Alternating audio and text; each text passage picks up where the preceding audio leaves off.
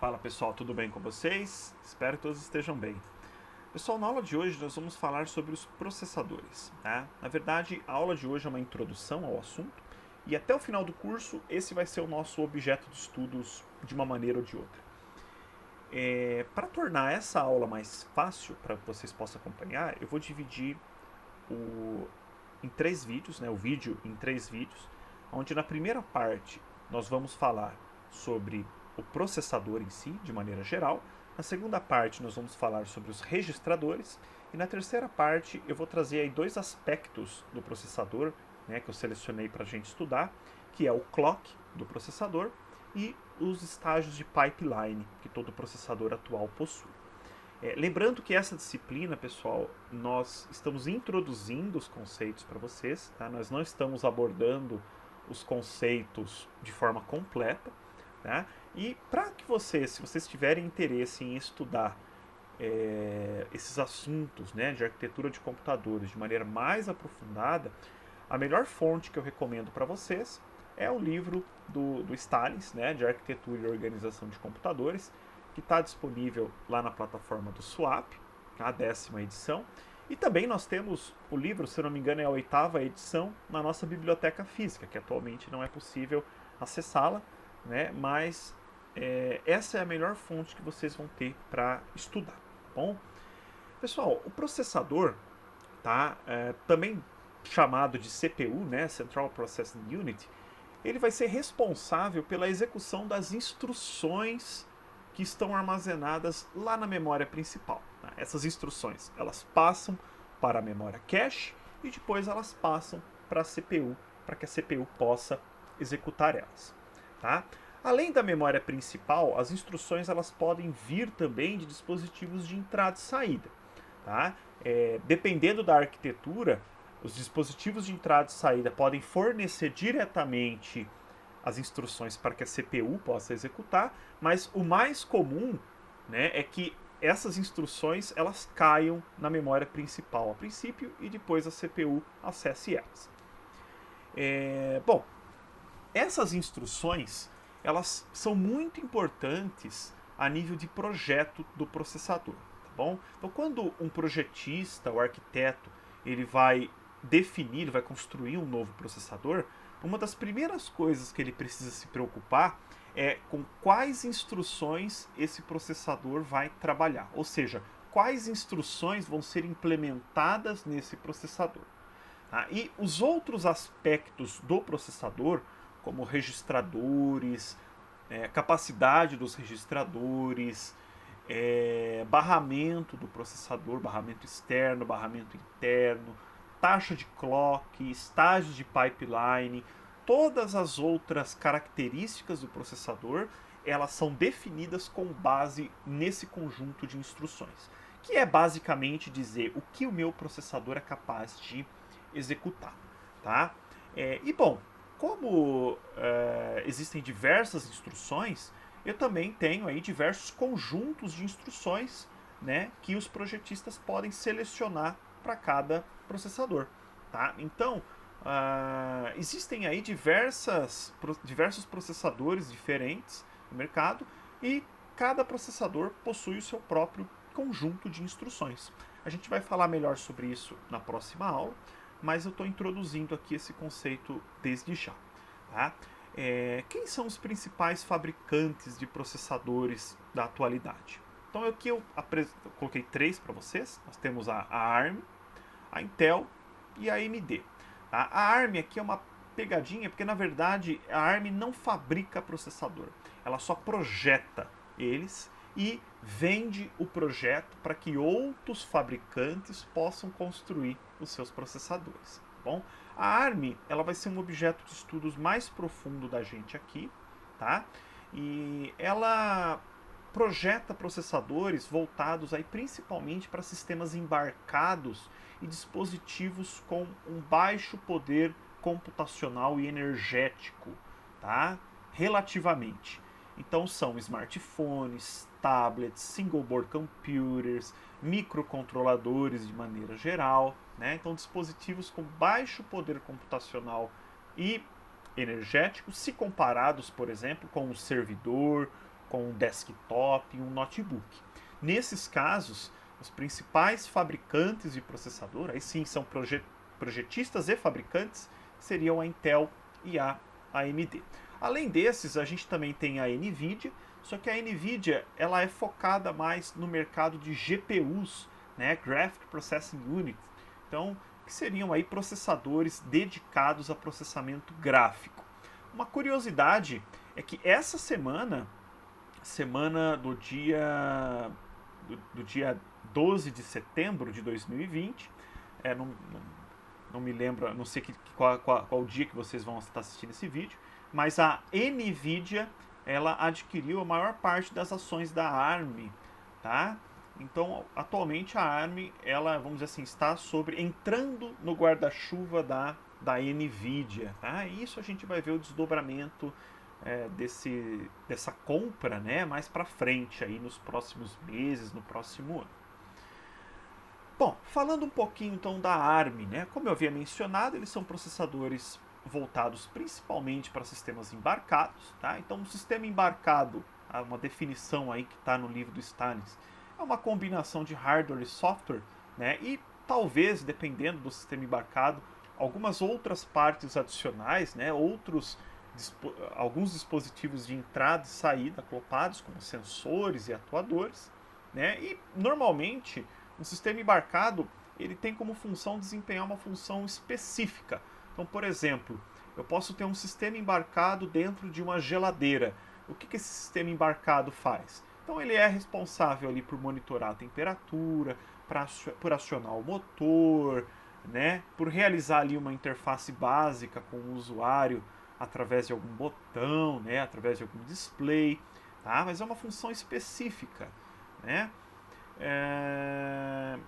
Outros exemplos aqui, né? Um sistema embarcado dentro de um carro, né, responsável por gerenciar ali a parte mecânica do carro, aceleração, o freio, né, o nível de combustível no carro, o consumo do carro, enfim, né, ele tem uma função específica e está atuando ali em um meio, né, através de sensores e atuadores. Bom, a ARM, ela foi ela iniciou as suas atividades aí em 1985 por uma empresa britânica chamada Acorn Computers, tá? Tanto que a sigla ARM originalmente, eu não tenho essa informação escrita aqui, não, tem sim, desculpem, perdoem, a sigla originalmente era Acorn RISC Machine, tá? Ou máquina RISC Acorn, tá? Atualmente a sigla ARM significa Advanced RISC Machine, tá? Máquina RISC avançada, tá? Mas se avançada seria mais um nome de marketing, né? Uma puxada para o marketing, né?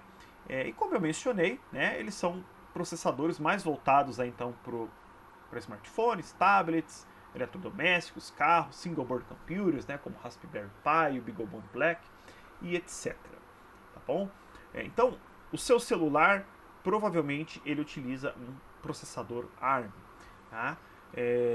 Talvez você tenha um eletrodoméstico em casa que seja dotado, né, com algum processador ARM também. Então ela é uma big player aí na área de CPUs, de processadores ao redor do mundo. Tá bom? Os processadores ARM atualmente eles são identificados pelo nome Cortex. E nós temos 3 linhas de processadores da ARM. Tá bom? São 3 linhas. E cada linha ela é identificada por uma letra, tá? E essa letra justamente aqui faz parte das siglas, né, do ARM. Então tem a linha A, a linha R e a linha M. Tá? A linha A ela é focada em aplicações high-end, né? Então são processadores mais parrudos relativamente. Então, obviamente, eles não são processadores tão poderosos como um processador, por exemplo, do Intel, um Intel Core 7, um Intel Core 5, tá?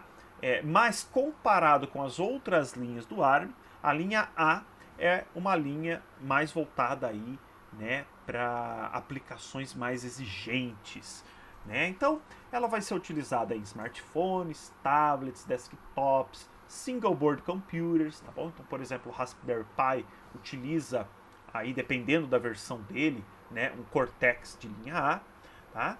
E também temos a linha R, tá? Que é focada em aplicações de tempo real e com altas restrições, tá bom? Como, por exemplo, aí o processamento em automóveis, tá bom? Em uma máquina industrial, né? Então, sempre quando eu precisar ali de resposta rápida, tá bom? Resposta rápida, tá? E dentro de um cenário limitante, né? Então, que demanda ali, por exemplo, um baixo fornecimento energético, eu posso estar utilizando um processador de linha R. Tá? E nós também temos aí a linha M, que é utilizada em microcontroladores, né, em sistemas embarcados diversos. Então, a linha M é a linha mais acessível, tá? Consequentemente, a linha mais barata da ARM. Então, ela vai ser utilizada, aí, por exemplo, dentro de um micro-ondas, dentro de uma geladeira, tá? Dentro de uma batedeira, por exemplo. Tá? Então, são processadores aí que custam cents, né, centavos de dólar. Tá? Então, temos essas três primeiras linhas. E aqui eu trouxe um exemplo para vocês. Tá? Nós temos aqui uma foto do Raspberry Pi 4. Tá bom? O Raspberry Pi 4 ele foi lançado no ano passado, em 2019. Tá? Nós temos, se eu não me engano, acho que 3 ou 4 linhas do Raspberry Pi 4, mas todas as linhas dele utilizam o mesmo processador, que é um ARM Cortex A. Então percebam aqui o A, 72. 72 é uma sigla comercial, tá? É um número comercial, simplesmente, de identificação. Tá? E esse processador, por exemplo, ele é quad-core, tá? Então ele tem 4 núcleos de processamento, e ele trabalha a uma frequência de 1.5 GHz. O interessante é que se eu, por exemplo, comparar esse processador, que é um processador de 2018, 2019, da ARM, com um processador da Intel de 2018, 2019, provavelmente o processador da Intel vai ter um desempenho, em termos computacionais, superior a esse processador aqui. No entanto, se eu comparar esse processador, que é um processador de 2018, com um processador de, digamos, de 2005, 2007 da Intel, tá? Com certeza esse processador aqui ele vai ter um desempenho superior a um processador mais antigo da Intel. Tá bom? O interessante aqui também, né, é que os processadores ARM, como eles são processadores voltados aí então para esses tipos de sistemas sistema embarcado, normalmente, a princípio, eu não preciso de um cooler, de um sistema de refrigeração em cima dele, tá bom? Ele pode trabalhar ali exclusivamente trocando calor com o ar, tá? Tem alguns usuários, alguns técnicos, vamos dizer assim, que aclopam sim um sistema de refrigeração aqui para que a temperatura dele caia um pouco, tá bom? Mas não que isso assim seja extremamente necessário, né? Necessário em todos os casos. Um processador da Intel, por exemplo, ou um processador da AMD, é impensável você ligar ele sem um sistema de refrigeração adequado, sem um cooler adequado. Se você ligar um processador Intel sem um cooler, ele vai queimar em questão de segundos, tá bom? Isso não acontece com o ARM, justamente por ser um processador mais simples, tá bom? E que vai dissipar menos calor, tá bom? E consequentemente também a energia necessária para alimentar esse tipo de processador é menor, tá bom? Então, por exemplo, aqui no caso do Raspberry Pi, nós estamos falando de 5 volts, né? 5 volts, 5 volts é muito pouco, né? Então, por exemplo, se eu pegar um desktop tradicional, eu vou precisar de muito mais do que isso, né, para alimentar.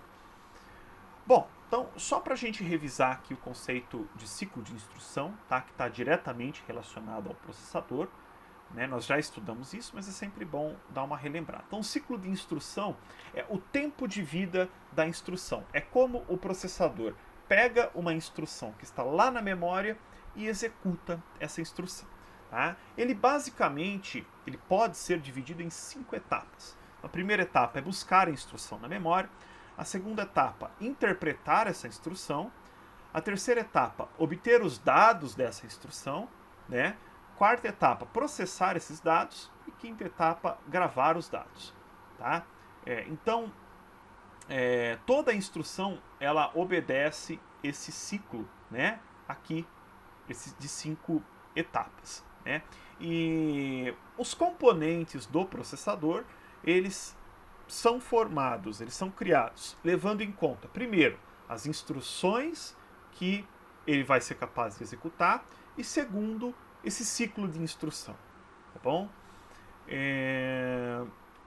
Bom, aqui eu tenho uma visão gráfica, tá? Então, desde o momento que eu ligo o computador, do início, até o momento que eu desligo o computador, né, o ciclo de instrução ele se repete, tá? Essas 5 etapas se repetem constantemente, tá? Bom, aqui o processador, tá bom? Isso aqui já é uma coisa que também a gente já estudou, eu só estou recapitulando mais. Tá? É formado basicamente por 3 componentes principais, isso a nível de arquitetura. Então eu vou ter a ALU, que é a unidade lógica e aritmética, tá bom? Arithmetic Logic Unit, que ela é responsável então para a execução das instruções, tá bom? Tanto instruções aritméticas, como por exemplo a soma de 2 números, né, a subtração de 2 números, quanto por também instruções lógicas. O que seriam instruções lógicas? Uma instrução lógica é uma instrução que manipula diretamente os dados a nível de bit, tá bom? Então, por exemplo, uma instrução que inverte os bits de uma palavra, tá bom? Se eu tenho uma palavra ali com 8 bits, eu vou pegar o bit que está na extrema direita e colocar ele na extrema esquerda e vice-versa, tá? E vou fazer isso com todos os bits, por exemplo. Ou fazer, por exemplo, uma comparação OR, uma comparação AND entre 2 bits, né? Então são operações lógicas. Nós temos a unidade de controle, que é responsável por buscar as instruções e os dados da memória, interpretar essas instruções e escrever os resultados da memória principal, tá? Ou seja, a unidade de controle ela tem bastante tarefa e ela é extremamente complexa, é o elemento mais complexo do processador. E, por fim, nós temos os registradores, que são as unidades de memória internas ao processador, tá bom? Então, nós vamos falar um pouco mais aqui sobre os registradores no próximo vídeo, tá? Até lá!